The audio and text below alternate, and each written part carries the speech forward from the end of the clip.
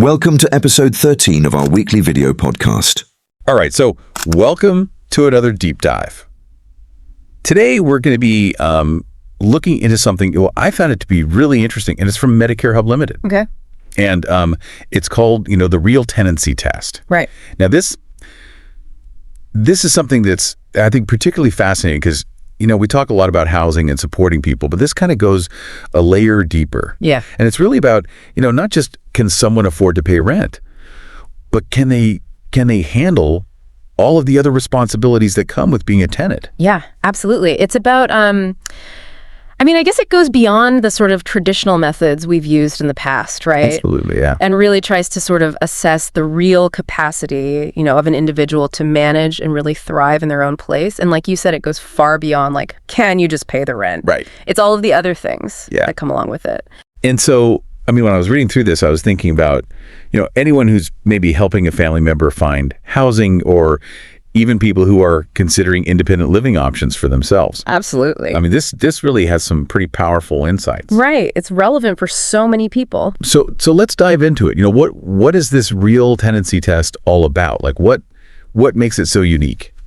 Well, they really focus on 4 key principles. Okay. And those are, autonomy, dignity, capacity, and support. And those kind of underpin their whole approach to this. Now, those sound like kind of like the typical buzzwords you might hear, around support services, but what do they actually look like in real life? Right. Yeah. How do you actually apply those principles when you're talking about someone being a tenant? Well, let's take autonomy, for example. Okay. It's not just, letting someone choose what color to paint their apartment. Right. It's about respecting their decisions, even if those decisions might not be what you'd expect or even what their family might think is best.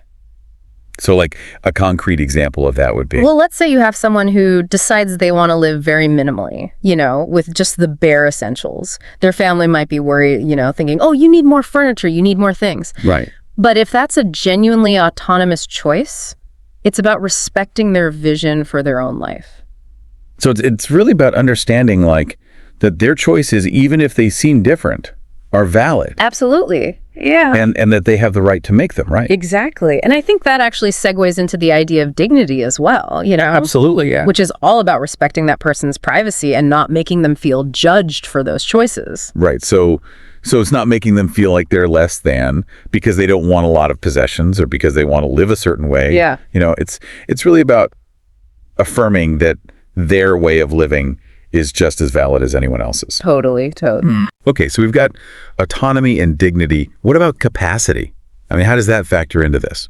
Yeah, I think capacity can be a really tricky one, right? Because we often make assumptions about people's abilities based on, maybe a diagnosis or what we see on the surface. Right. And I think that's where a lot of well-meaning people can sometimes make mistakes. Absolutely. So with the real tenancy test, it's really about taking the time to really assess what someone is actually capable of. Okay, so not just assuming. Exactly. So what would that look like? How would you assess capacity? Well, it might involve, having conversations about managing finances. Can they understand their lease agreement? Are they comfortable communicating with their landlord? So it's really about those practical life skills that, you need to be a successful tenant. Precisely. So instead of saying, oh, they have a disability, they can't handle that, you're actually figuring out, okay, what specific supports would this person need to be successful in this environment? Absolutely. And that brings us to that 4th principle, support. Okay. And this is where things, I think, get really interesting. Yeah. Because the support that's offered is, it's not a one-size-fits-all kind of thing. Right. It's really about creating these tailored support plans that are built around a person's individual strengths and needs. Okay, so walk me through this. Let's say we have 2 different people who are looking at becoming tenants. All right. How would their support plans differ based on this idea of, tailored support? All right. So you have one person who is, maybe great at managing their day-to-day tasks, but they struggle with budgeting. Okay. So their support plan might focus on financial literacy. Right. Maybe some bill paying strategies. Right.